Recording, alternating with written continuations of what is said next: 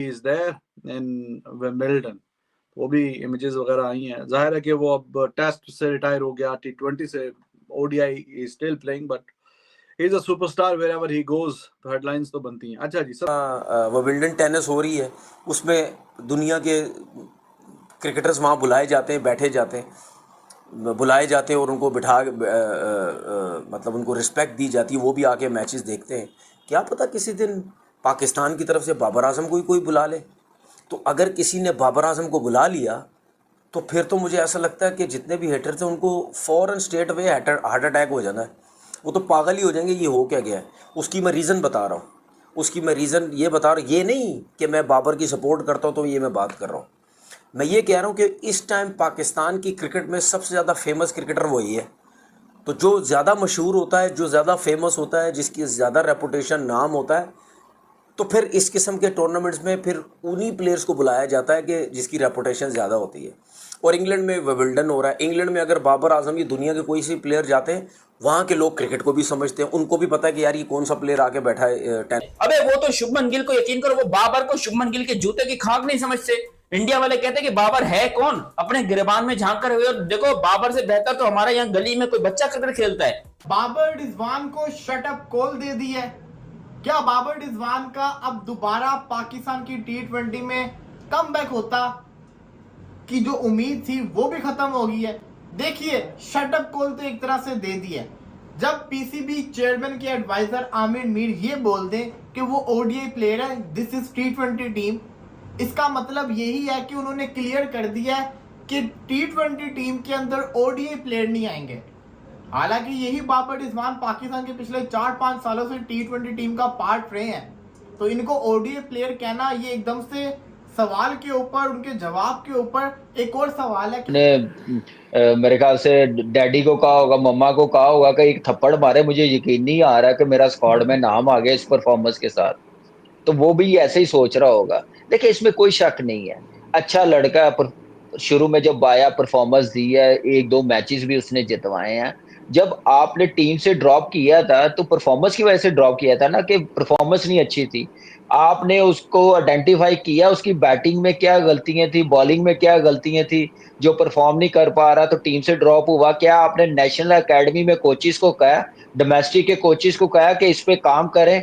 क्या उसको फिर उसका जो वापस लाने का जो प्रोसेस है, एक लड़के को सिलेक्शन में लाने का, क्या वो पूरा म्यार पे सिलेक्शन हुई है, टैलेंट पे हुई है, प्रोसेस के साथ हुई है? मुझे बस ये जवाब दे दे पाकिस्तान क्रिकेट बोर्ड और ये सिलेक्शन कमेटी, बेशक एक्सक्यूज जो मर्जी दें।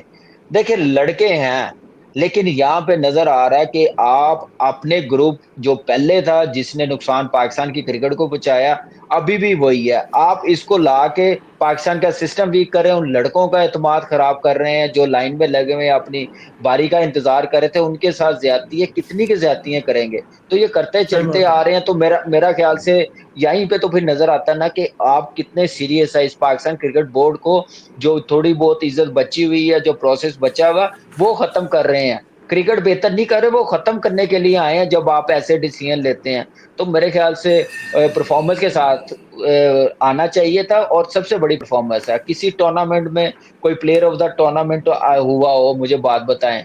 बैटिंग में रन्स किए हो, टॉप 3 में आया हो, टॉप 3 में बॉलर में आया हो, कुछ नहीं है। तो आप फिर ऐसी ज्यादती पाकिस्तान की क्रिकेट के साथ ना करें। बासित भाई, दूसरा ये मुझे एक बात बताइए, अब आपके पास क्या कोई और ऑलराउंडर का ऑप्शन नहीं है? और इरफान खान नियाजी का क्या कसूर है? कि जनाब यही टीम है फिलहाल, उसमें शाहीन, बाबर और रिजवान नहीं है।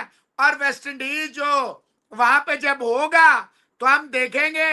लेकिन जो सबसे बड़ी बात कर गए, adviser to the chairman Pakistan cricket board Aamir Mir, who was also the part of caretaker government in Punjab under Mr. Mohsin Naqvi, was the caretaker chief. चलो ठीक है, नहीं मानो, मैं तुमको ही ठोकूंगा। और फिर विराट ने पाकिस्तान के क्रिकेट का ऑफिशियल फादर होने का सबूत देते हुए एक बार नहीं बल्कि कई दफा हमको ठोका है। 2007 में सेंचुरी, 2018 में सेंचुरी, 2023 में सेंचुरी और 2024 में भी, हाँ 2024 में भी सेंचुरी। ओवरऑल 4 ओडीआई सेंचुरी है विराट की पाकिस्तान के अगेंस्ट। उसके अलावा यहाँ पर विराट कोहली ने T20 में भी पाकिस्तान क्रिकेट टीम की बहुत गंदी ली है। अब यहाँ पर देखो, हम विराट कोहली को ट्रोल करते थे, उससे मसे करके मसे करके हमने विराट कोहली से थोड़े, जब उसने रिटायरमेंट ले ली ना, यकीन करो हमें सांस में सांस आ गई। ये तो शुक्र है कि हमारी बायलैटरल सीरीज अगर इंडिया से नहीं होती, वरना विराट कोहली की अब तक मेरे ख्याल 20-25 सेंचुरी पाकिस्तान के ऊपर होती। अगर 20 से लेकर अब तक उसने 5 साल क्रिकेट खेली है। हम हर साल, हर 2 महीने में, हर 3 महीने में हम बाबर और विराट का कंपेरिजन करते हैं। शुभमन का कंपैरिजन करना है किसी को तो वो इंडियंस करेंगे, क्योंकि देखो हम अगर बाबर का विराट से कंपैरिजन करते थे, जो कि मेरे बाप की तौबा मैंने कभी नहीं किया भाई, मुझे करना भी नहीं है बाबर विराट का कंपैरिजन। मैं कुछ लोगों की बात कर रहा हूं जो जहां पर जाहिल लोग बैठे हुए हैं, अगर वो बाबर और विराट का कंपैरिजन करते हैं, क्योंकि बाबर जूनियर है, विराट सीनियर है। अब वहीं पर इंडिया वाले जो है वो अगर कंपैरिजन करें शुभमन गिल का बाबर के साथ, तो हम मानते हैं। इंडिया तो ये बोलता है, हमें क्यों शौक पड़ा हुआ कि हम बार बार जाकर शुभमन गिल के पिछवाड़े में घुसने की कोशिश करते हैं, बार बार शुभमन गिल को लाने की कोशिश करते हैं। भाई वो महान प्लेयर है, या तो आप शुभमन गिल की प्रॉपर उसकी बारी देखो, क्योंकि इस टेस्ट मैच के अंदर अगर शुभमन गिल ने डबल सेंचुरी की, दुनिया का सबसे बड़ा बैट्समैन जो रूट यहां पर खेल रहा था, उसने क्यों डबल सेंचुरी नहीं, उस डबल सेंचुरी दूर की बात है, उसने सेंचुरी क्यों नहीं की? और ग्राउंड तो जो रूट का था ना, वहां पर तो जो रूट को 300 क्या 400 मारना चाहिए था, ब्रायन लारा का रिकॉर्ड तोड़ना चाहिए था, लेकिन यहां पर जो रूट से क्यों कुछ नहीं हुआ। और शुभमन गिल उसी ग्राउंड के ऊपर 269 भी मार गया, 161 भी मार गया, 147 भी मार गया पहले मैच के अंदर। जहां पर शुभमन गिल रन्स पे रन्स किए जा रहे हैं, अंबार लगा रहे रन्स के, वहीं पर हम यहां पर बैठ के कह रहे हैं कि नहीं जी ये तो शुभमन गिल के मतलब के पीछे है। अबे तुम लोग ये क्यों नहीं समझते कि वो मैच इंग्लैंड के अंदर हो रहा था, इंग्लैंड के अंदर मैच हो रहा था, और शुभमन गिल ने उस मैच के अंदर जो बारी खेली वो अनबिलीवेबल थी। वो बहुत ही एक दुनिया की सबसे बेहतरीन बारियों में से एक थी। 269 रन इंग्लैंड की सरजमीन पे मारना इम्पॉसिबल है आज की क्रिकेट के अंदर। पहले जो ग्रेड्स थे ना, वो ग्रेड्स मार सकते थे। पाकिस्तान के पास भी उस टाइम पे बैट्समैन मौजूद थे, जिसमें सईद अनवर, इंजमाम उल हक, जावेद मियांदाद, ये सब जो है वो शामिल थे, या जहीर अब्बास शामिल थे, या फिर हनीफ मोहम्मद शामिल थे, वो कर सकते थे यहां पर सेंचुरियां। लेकिन इंडिया की तरफ से अगर बात करते हो तो इंडिया की तरफ से ये जो सुपरस्टार निकल कर आया है, हालांकि इंग्लैंड में आपको ये भी बता दूं, विराट कोहली ने 254 मारा हुआ है, विराट ने भी 250 रन किए हुए हैं, लेकिन शुभमन गिल ने यहां पर 250 किया। अब मुझे बताओ बाबर का हाईएस्ट स्कोर क्या है इंग्लैंड के अंदर? बाबर आजम ने इंग्लैंड में सबसे हाईएस्ट स्कोर कितना बनाया हुआ, चलो मुझे बताओ, मैं बताऊं, 151 रन। बाबर का हाईएस्ट स्कोर इंग्लैंड के अंदर 151 है, और शुभमन गिल का 269 उसका हाईएस्ट स्कोर है। जमीन आसमान का फर्क है। हम किस मुंह से उठाकर शुभमन गिल को बुरा कहते हैं हम? अबे शुभमन गिल ऑफिशियली देखा जाए ना, वो क्रिकेट के अंदर बाबर आजम का बाप है। जिस किस्म के उसके रिकॉर्ड्स हैं, जिस किस्म की उसकी बारियां हैं, जिस किस्म के उसके स्टैट्स हैं, वो रिकॉर्ड्स में बाबर आजम का बाप बनता है। और हम यहां पर बैठ के शुभमन गिल की बारी को प्रेस करने की जगह पे हम उसको डाउट कर रहे हैं कि नहीं जी देखें ये गलत हुआ, ये शुभमन गिल ने चीटिंग की है, ये इंडिया ने चीटिंग की है। अगर ये सीरीज इंडिया के अंदर हो रही होती, तब अगर पाकिस्तान कहता ना कि इंडिया अपने मतलब की पिच बना रहा है, ये कर रहा है, तब चलो एक वक्त के लिए कुछ लोग हाँ भी कर लेते।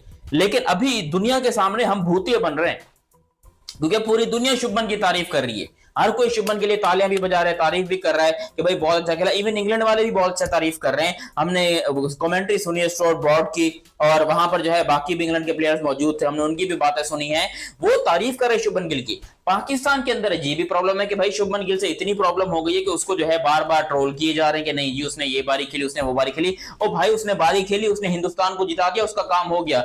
बाबर आजम को बोलो वो पाकिस्तान के लिए ऐसी बारी खेले, वो पाकिस्तान को जितवाए। मैं चाहता हूं कि भाई बाबर आजम जो है वो पाकिस्तान के लिए ऐसी बारी खेले, मैं दिल से चाहता हूं। लोग मुझे कहते हैं कि भाई तू बाबर से नफरत करता है, कोई पर्सनल प्रॉब्लम है। खुदा की कसम खा के कहता हूं मेरा बाबर से कोई पर्सनल प्रॉब्लम नहीं है, मेरी बाबर से प्रॉब्लम है